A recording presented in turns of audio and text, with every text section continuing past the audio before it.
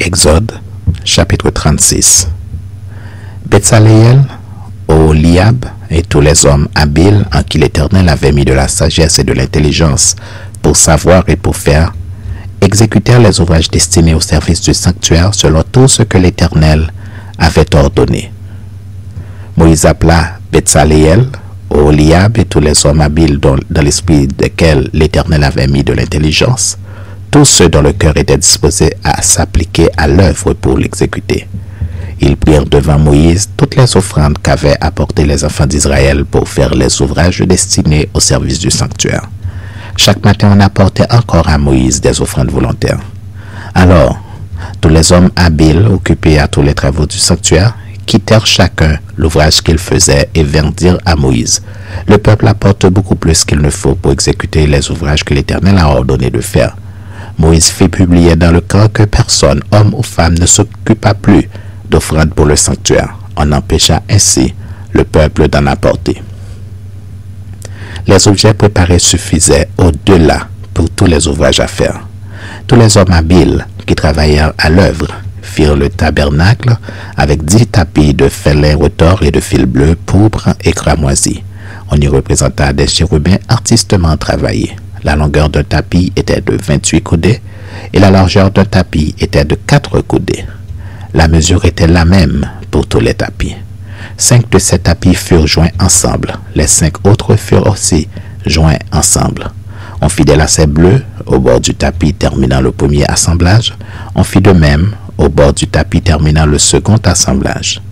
On mit 50 lacets au premier tapis et l'on mit 50 lacets au bord du tapis terminant le second assemblage. Ces lacets se correspondaient les uns aux autres. On fit 50 agrafes d'or et l'on joignit les tapis l'un à l'autre avec les agrafes. Et le tabernacle forma un tout. On fit des tapis de poils de chèvre pour servir de tente sur le tabernacle. On fit 11 de ces tapis. La longueur d'un tapis était de 30 coudées et la largeur d'un tapis était de 4 coudées. La mesure était la même pour les 11 tapis. On joignit séparément 5 de ces tapis, les 6 autres séparément. On mit 50 lacets au bord du tapis terminant un assemblage. Et l'on mit 50 lacets au bord du tapis du second assemblage.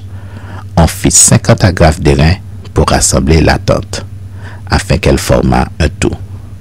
On fit pour la tente une couverture de peau de bélier tête en rouge et une couverture de peau de dauphin qui devait être mise par-dessus. On fit les planches pour le tabernacle.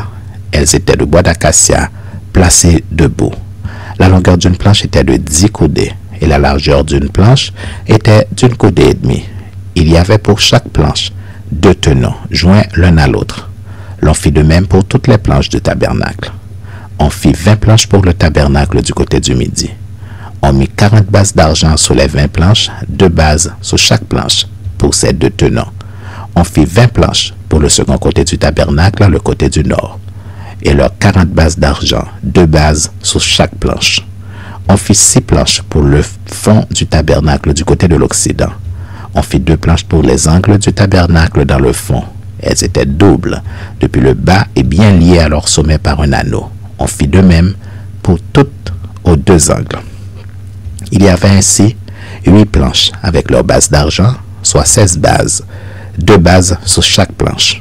On fit 5 barres de bois d'acacia pour les planches de l'un des côtés du tabernacle, 5 barres pour les planches du second côté du tabernacle et 5 barres pour les planches du côté du tabernacle formant le fond vers l'Occident. On fit la barre du milieu pour traverser les planches d'une extrémité à l'autre. On couvrit d'or les planches et l'on fit d'or leurs anneaux pour recevoir les barres, et l'on couvrit d'or les barres.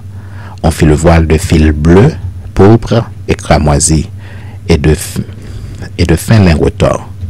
On le fit artistement travailler et l'on y représenta des chérubins. On fit pour lui 4 colonnes d'acacia et on les couvrit d'or. Elles avaient des crochets d'or et l'on fondit pour elles 4 bases d'argent. On fit pour l'entrée de la tente un rideau de fil bleu, pourpre et cramoisi et de fin lin retors. C'était un ouvrage de broderie. On fit ces 5 colonnes et leurs crochets, et l'on couvrit d'or leurs chapiteaux et leurs tringles. Leurs 5 bases étaient d'airain.